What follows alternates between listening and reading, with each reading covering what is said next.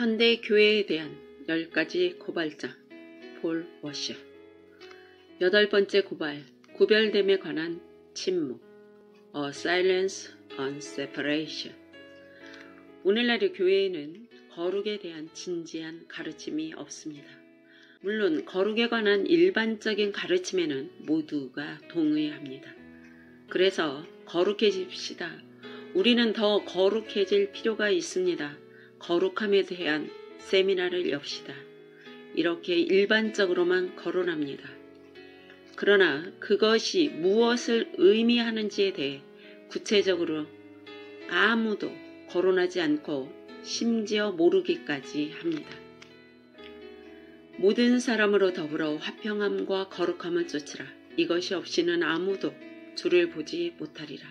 히브리서 12장 14절입니다.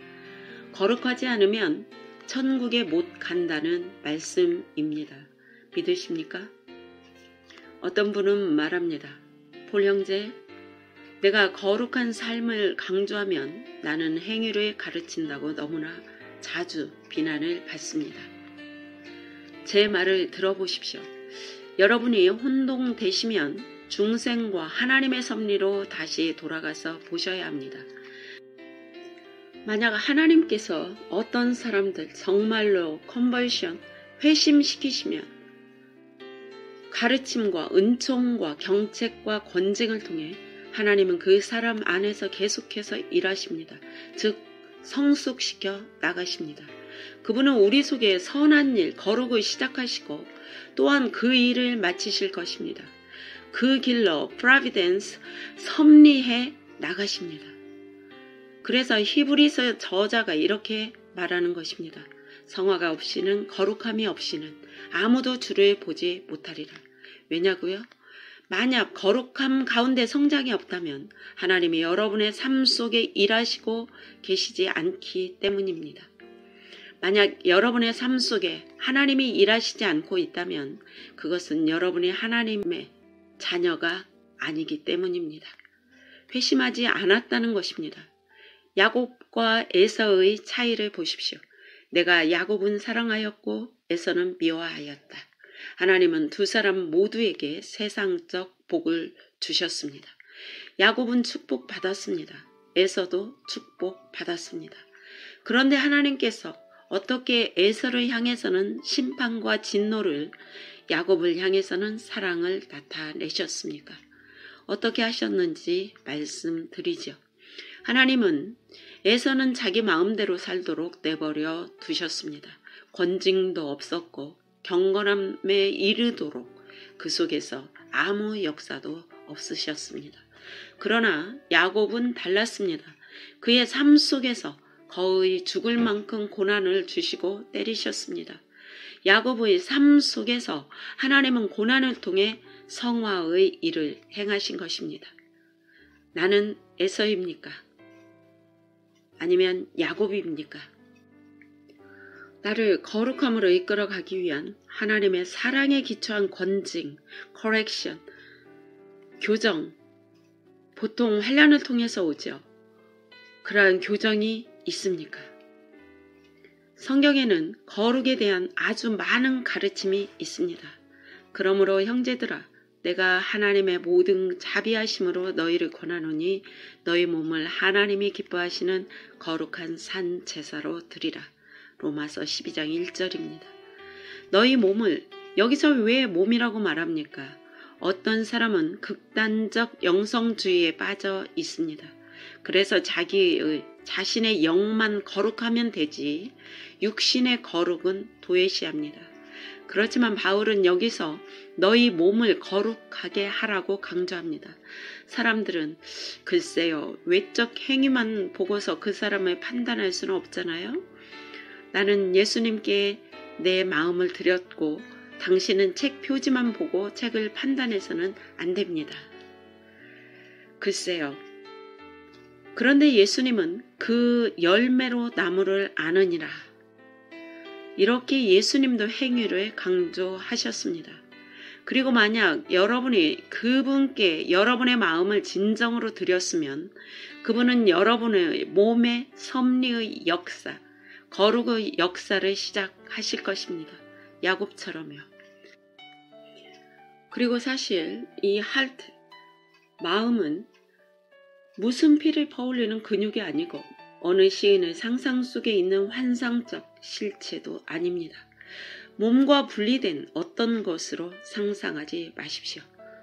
그것은 당신의 존재의 가장 본질이며 핵심인데 그것은 몸과 분리되어 존재하지 않습니다.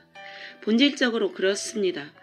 예수님께서 여러분 존재의 본질과 핵심의 왕으로 좌정하셨는데 당신의 몸에는 영향을 미치지 않는다고 말하지 마십시오. 그런 일은 일어나지 않습니다. 회심한 사람은 반드시 행위의 변화가 따르게 된다는 뜻입니다. 그러면 우리가 무엇을 어떻게 해야 합니까? 성경을 살펴보십시다. 율법적으로 행위를 지켜야 하는 건가요? 아닙니다. 단지 성경의 계명들 위에 서 있는 것입니다. 무엇에 관해서입니까? 저는 청교도들이 말한 모든 것에 동의하지는 않습니다. 그러나 저는 청교도들을 사랑합니다. 그 이유는 그들이 그들 삶의 모든 것들을 예수 그리스도의 주되심, 로드십 아래로 가져오려는 정직한 시도를 했다고 믿기 때문입니다. 삶의 전 영역에서 순종을 추구했다는 뜻입니다. 달성했다가 아니라고요. 일례로 그들의 생각, 그 마인드를 보면 그들은 성경적으로 내가 무슨 생각을 해야 할까에 관해 800쪽 분량의 책들을 쓴 것을 보십시오. 거룩을 추구했습니다. 성경적으로 내 눈은 무엇을 보아야 할 것이며 이 귀로는 무엇을 들어야 하며 무엇을 듣지 말아야 하는가, 내 혀는 어떻게 다스려져야 하는가, 내 삶의 방향은 무엇이어야 하는가. 지금 여러분은 무서워 떨고 있네요. 청교도들은 옷은 어떻게 입어야 할까? 그렇게 거룩하게 살려고 몸부림쳤다는 것입니다. 이 부분에서 저는 신중하려고 합니다. 이런 청교도적 생활 양식에 대해 제가 섣불리 이게 정답, 표준이라고 단정 짓는 것은 아닙니다. 그들의 그 마음, 그 추구, 그 몸부림은 본받아야 합니다. 이에 대해 제 아내는 이런 식으로 이야기합니다. 크리스천의 얼굴은 그리스도의 영광이 솟아나오는 얼굴입니다. 그의 옷차림은 그 영광스러운 얼굴을 담는 프레임, 즉 액자와 같습니다. 그러므로 옷차림에서도 하나님의 영광을 담아낼 수 있어야 합니다.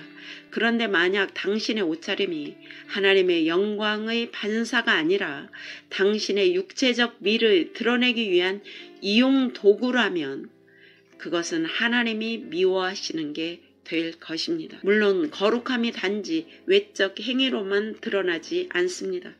그러나 성령님이 당신 속에서 내적으로 거룩의 역사를 하고 계신데 당신은 거룩하게 되었고 더욱더 성화의 길로 나아가고 있는데 외적으로는 아무 일도 일어나지 않는다고 우리는 변명할 수가 없습니다.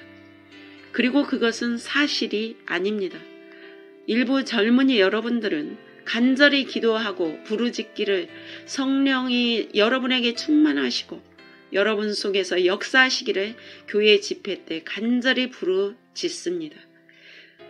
그러고는 집에 돌아가서 1시간 동안 이상한 영화를 보면 그 성령님은 여러분 속에서 너무나 근심하시고 당신으로부터 멀리 떠나시게 될 것입니다. 99% 순수한 샘물이 1%의 하수도 물을 섞어도 저는 그 물을 마시지 않을 것입니다. 한 번은 제가 아주 갈등하고 있었는데 제 가까운 친구가 레이브닐에게 제 사정을 귀뜸했습니다. 그러자 레너드 레이브닐은 제게 엽서 같은 것을 보내왔습니다. 저는 그걸 고이 간직하고 있습니다. 거기엔 이렇게 쓰여 있었습니다. 다른 사람은 그래도 되지만 폴 워셔, 당신은 그렇게 하면 안 됩니다. 내가 청교도식의 모든 것에 반드시 다 동의하는 것은 아닙니다. 젊은이여, 내 말을 들어보십시오. 나 레이븐힐은 쇼핑센터에 가지 않습니다. 내가 당신보다 더 거룩해서 그런 것이 아닙니다. 내가 누구인지 나는 잘 알고 있기 때문입니다. 유럽에서 최고의 가장 위대한 바이올린 연주자인 어느 노인이 그의 마지막 연주회에서의 일화가 있습니다. 그가 연주를 마쳤을 때 한 젊은 바이올린 연주자가 그에게로 다가와서 이렇게 말했습니다. 선생님, 당신처럼 연주하기 위해서라면 제 목숨을 바치려 합니다. 그러자 그 노인 대가는 이렇게 말합니다. 젊은이, 나도 나처럼 연주하기 위해서 내 목숨을 바쳤다네. 자네가 진짜 자네 인생을 다 바칠지는 미래를 모르지만 나는 정말 내 인생을 다 바친 결과 오늘에 이른 것일세. 젊은이들은 곧잘 이렇게 헌신적으로 기도합니다. 저는 제 삶 가운데 하나님의 능력을 원합니다. 그렇다면 무언가는 여러분에게서 버려져야 합니다. 나는 그분을 알기 원합니다. 그렇다면 여러분의 삶에 어떤 구별됨이 있어야 합니다. 젊은이들이여, 내가 뭔가 말씀드리죠. 대부분 청년들은 수련회들과 모든 집회들을 부지런히 돌아다니면서 모여서 서로 껴안아주고 복음성가를 부르고 분주합니다. 그런데 여러분, 어쩌면 당신은 그보다는 하나님과 함께 광야에 홀로 있으면서 시편을 연구하면서 무릎 꿇고 일주일 동안 금식하고 오로지 하나님과만 함께하는 시간을 가져보십시오. 당신이 하나님의 사람이 되기 위해서는 때로는 당신의 아내조차도 당신의 눈을 들여다보며 당신이 가는 곳에 내가 함께 갈 수 없다는 것을 알아야 합니다. 때로는요. 구별되어 조용한 침묵의 시간을 갖는 것이 필요합니다. 구별됨을 강조하는 성경 구절들을 보십시오. 너희는 믿지 않는 자와 멍에를 함께 매지 말라. 의와 불법이 어찌 함께하며 함께 할 수 없습니다. 빛과 어둠이 어찌 사귀며 사귈 수 없습니다. 어둠은 하나님의 나타나심과는 반대입니다. 그리스도와 벨리알이 어찌 조화되며 그럴 수 없습니다. 믿는 자와 믿지 않는 자가 어찌 상관하며 그럴 수 없습니다. 그분은 말씀하셨습니다. 너희는 그들 중에 나와서 무엇으로부터 나오라는 것입니까? 불법과 어둠과 사단적 장치들과 불신자들의 세계와 삶으로부터 나오라는 것입니다. 거기에서 나오십시오. 9번째 고발, 심리학과 사회학이 가정에 관한 성경 말씀을 대체하였습니다. 이것은 가정을 꾸린 지 얼마 되지 않은 사람으로서의 저에게 아주 중요합니다. 저는 30세가 되어서야 결혼했습니다. 제 아내는 처음 8년 동안 약간의 뇌종양 같은 것이 있었습니다. 그래서 우리는 아기를 가질 수 없었는데 하나님을 찬양합니다.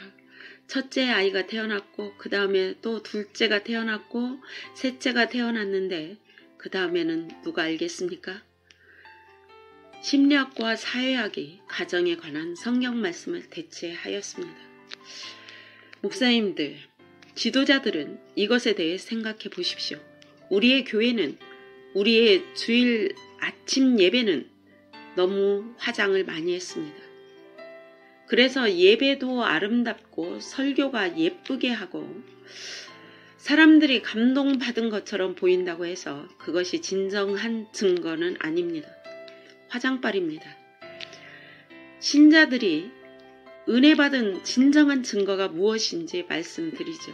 그것은 가정, 결혼, 가족입니다. 사사기 17장 6절.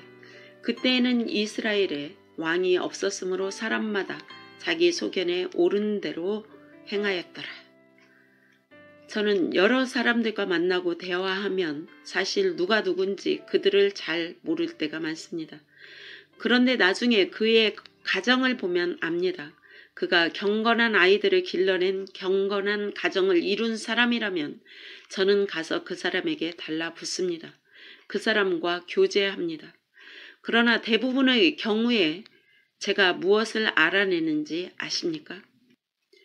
제가 교회에서 사람들과 대화할 때 보면 그 대화의 주제가 거의 보통 아주머니들이나 하는 허탄한 이야기들과 사회학과 이런저런 이야기들을 하지만 다 사사기처럼 자기들이 보기에 좋은 소견들일 뿐이고 성경을 한 구절이라도 진지하게 나누는 것을 못 보았습니다. 그러나 가끔씩 저는 자신의 가정을 성경 말씀대로 꾸려나가는 남자와 여자를 찾게 되는데 그 차이는 압도적입니다. 저는 비행기 안에 있을 때 이렇게 말하는 것을 아주 좋아합니다. 제 옆자리에 사람들이 앉을 것이며 그들은 무슨 일 하세요? 라고 묻습니다. 저는 한 가정의 남편입니다. 라고 답합니다. 그들은 그 밖에 또 무슨 일을 하세요? 라고 묻지요. 저는 아이들의 아버지입니다. 그 외에는 무엇을 하세요? 시간이 남으면 설교를 조금 합니다. 우선순위가 가정의 남편, 아버지, 그 다음에 목회자라는 뜻입니다. 사람이 전 세계를 얻어도 자신의 가정을 이루면 무슨 소용입니까? 그것을 그냥 이런 식으로 표현하겠습니다. 무엇에 의거해서 무엇을 기반으로 해서 당신의 자녀들을 키우고 있으며 당신의 아내를 사랑하고 있습니까? 지금 당장 성경 말씀으로 가서 말씀들을 끄집어내어 암송하면서 당신이 어떻게 가정을 그 말씀의 바탕을 두고 이끌어 가고 있는지 제게 보여주지 않을 때 그것은 당신이 심리학과 사회학과 일시적 기분과 이 시대의 거짓말들의 포로가 되어서 그런 원리의 영향을 받아서 가정을 꾸리고 있다는 것입니다. 창세기 18장 19절을 봅시다. 내가 그로 그 자식과 권속에게 명하여 여호와의 도를 지켜 의와 공도를 행하게 하려고 그를 택하였나니 이는 나 여호와가 아브라함에게 대하여 말한 일을 이루려 함이니라. 얼마나 아름다운 말씀입니까? 로마서 12장 2절은 하나님의 뜻은 완벽하다는 것을 말씀해 두고 있습니다. 그래서 만약 당신이 하나님의 사람으로서 나는 사역을 위해서 내 가정을 희생하고 있습니다 라고 한다면 당신은 뻔뻔스러운 거짓말쟁이입니다. 당신은 당신이 세우려고 하는 작은 자기 왕국을 위해서 실상은 당신의 가정을 희생하고 있는 것입니다. 사역에 대한 하나님의 뜻을 성취하기 위해서 자기 가정에 대한 하나님의 뜻을 위반해서는 안 됩니다. 그건 하나님의 온전하신 뜻 로마서 12장 2절이 아니며 그것이 무엇인지 분별하지 못하는 것입니다. 여러분에게 두 가지만 예를 드리죠. 이것은 한때 누가 저에게 이렇게 물어보던 때와 같습니다. 폴 형제, 당신은 전도에 반대하십니까? 제 대답은 예스이기도 하고 노일 수도 있습니다. 저는 성경적인 전도는 반대하지 않습니다. 그러나 저는 당신이 하고 있는 방식의 전도에는 반대합니다. 당신은 자녀들을 주일학교에 보내지 않겠다고 했는데 그럼 주일학교와 중고등부에 반대하십니까? Yes or No입니다. 주일학교에 대한 제 입장은 주일학교보다 더 중요한 것은 가정에서 자녀를 양육하는 것입니다. 교회에서 가르칠 때 가정에서 자녀 양육의 중요성에 대해서는 등한시하는 경향이 있고 대신 주일학교 교육을 잘 시키려고 애를 쓰시는데요. 그 점을 깊이 생각해 봐야 합니다. 당신이 무슨 교단이든지 간에 그 교단 교육국은 주일학교 교재를 만들고 교사 세미나를 열고 그래서 주일학교를 성장시키기 위해 수십억의 예산을 쓰면서 애를 쓰고 있습니다. 그러면서 당신의 교단은 얼마나 많은 예산과 얼마나 많은 집회와 노력을 아버지들이 자기 자녀들을 집에서 성경적으로 가르치도록 아버지들을 교육하는 데 쓰고 있습니까? 하나님은 가정을 대체할 두 번째 계획, 플랜 B는 없으십니다. 여러분이 하나님의 첫 번째 계획, 가정을 피해가면 두 번째 계획은 효과가 없을 것입니다. 지금 저는 아이들이 그룹으로 모여서 교리문답을 받거나 가르침을 받지 말아야 한다는 말이 아닙니다. 그러나 만약 그것이 가정에서의 아버지의 사역을 대체한다는 암시를 주기 시작한다면 그것들을 산산조각 내버려야 합니다. 제가 하는 말을 이해하시겠습니까? 단지 이 조그만 경우 하나만을 봐도 보십시오. 모든 것을 주일학교를 위해서 쏟아붓습니다만 그러나 이 나라 전체에서 아버지들에게 어떻게 그들의 가정에서 자녀를 성경적으로 가르칠지를 교육하는 집회는 거의 없습니다. 그리고 주일학교 교사들은 여러분의 아이를 징계할 권위가 없기 때문에 대부분 주일학교는 그저 오락에 지나지 않습니다. 그리고 만약 그들에게 그런 권위가 있다 해도 그들은 권징의 가치를 믿지 않기 때문에 그렇게 하지 않습니다. 그것은 단지 하나의 작은 예일 뿐입니다. 중고등부를 보십시오. 글쎄요, 청소년들은 그 시기에는 또래들과 함께 어울릴 필요가 있습니다. 아시다시피 그들은 함께 모일 필요가 있습니다만 잠언 13장 20절 지혜로운 자와 동행하면 지혜를 얻고 미련한 자와 사귀면 해를 받느니라. 그 친구들이 지혜로우면 함께 모이는 것이 배울 게 많지만 미련한 자와 사귀면 나쁜 것을 배웁니다. 교회 가서 어울려서 나쁜 것을 배우는 경우도 사실 있습니다. 그렇다면 누가 청소년들이 그때는 함께 어울려 지내야 한다고 말했습니까? 제가 말씀드리죠. 1960년대의 심리학자들이 세대 차이, 제너레이션 갭을 발표했습니다. 청소년들을 또래끼리만 어울리게 하지 말고 그러면 천진난만한 바보들처럼 행동하는 것만 배우게 될 것이고 대신에 그들을 어른들과 함께 어울리게도 하여 그들이 어른스럽게 되고 파괴로 인도하는 어리석음을 버릴 수 있도록 교회에서 어른들과 함께 모이게도 해야 합니다. 저는 지금 청소년들을 함께 모으지 말라는 것이 아니라 그렇게 한다면 그들의 모든 부모들도 거기 있어야 한다는 말입니다. 함께 참여해야 한다는 것입니다. 그러면 여러분은 말합니다. 그럼 우리 교회에 나오는 부모 잃은 청소년들은 어떻게 합니까? 결손 가정은 어떻게 합니까? 글쎄요. 이렇게 한번 생각해 보십시다. 한쪽 부모를 잃은 청소년들이나 양부모가 있는 청소년들이나 사실 그 가정에서 일어나고 있는 현실은 거의 똑같습니다. 왜냐하면 부모가 있지만 부모의 역할을 제대로 못하니까 애들이 애들을 가르치고 아니면 머리에 무스를 바른 약간 더 나이 든 아이가 당신의 애들을 가르칩니다. 그러나 만약 부모 잃은 아이가 당신의 교회로 와서 거기서 또래 아이들이 그들의 부모 세대와 함께 그룹으로 어울리며 사랑의 놀라운 관계를 가지는 것을 본다면 결손 가정의 그들은 와, 이런 것은 전에 본 적이 없다. 그의 아빠를 좀 봐. 또 내 친구는 그의 아빠를 사랑하는구나. 이것 좀 봐라. 그러니까 이게 교회이고 기독교이구나 라고 말할 것입니다. 예를 들어 봅니다. 저는 의사는 아닙니다. 그러나 어떤 사람이 나에게 이마에 피를 흘리면서 와서 폴 형제, 나는 다 다녀봤습니다. 아무도 나의 문제를 진단해 주지 못합니다. 라고 말한다면 저는 이렇게 말합니다. 글쎄요, 저는 의사는 아니지만 당신을 24시간 동안 따라다녀 보겠습니다.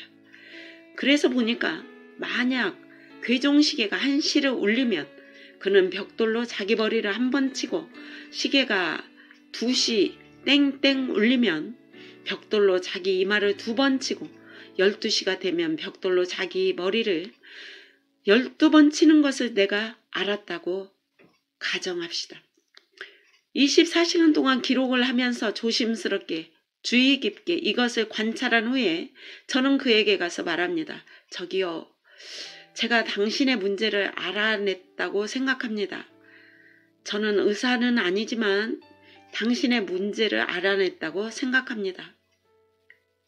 교회요, 우리가 그 정도로 측은합니다. 여러 심리학과 사회과학을 동원해서 사람들의 문제를 진단하고 알아내서 조심스럽게 말해주는 데까지는 어느 정도 합니다만 그 문제를 해결해 주고 있지는 못합니다. 그 사람이 매 시각마다 괴종 소리를 듣고 벽돌로 자기 머리를 친다면 그 사람이 괴종 시계 근처로 못 가게 해야지요. 그 문제점만 진단해서 알려줄 게 아니라 어떻게 해서든지 그를 막아야지요. 왜 우리 아이들이 그런 일을 하느냐고요. 한 나이든 성도에게 누가 한 번은 물었습니다. 그는 자기 10대 아들이 또래 자매와 함께 어떤 조용한 장소에 가는 것을 허락하지 않았는데 사람들이 물었습니다. 당신은 당신의 아들을 못 믿습니까? 그 성도는 말했습니다. 네, 나는 내 아들을 못 믿습니다. 어떻게 그러실 수 있습니까? 나는 그의 아빠, 자기 자신도 못 믿습니다. 그의 아빠도 그의 아내가 아닌 다른 여자와 함께 단둘이 있게 놔두지 않을 겁니다. 그의 아빠는 그 아들보다 훨씬 더 자기 통제력도 많은데도 그런 상황에서는 시험에 들기 쉬운데 호르몬이 넘치는 10대 아들이 자기 자신을 잘 통제할 수 있을까요? 그래서 저는 아들을 안 내보냅니다. 우리는 성경적 원칙들을 하나하나 차례로 위반해 가고 있습니다. 그리고는 왜 모든 현실이 엉망이 되었는지 의아해합니다.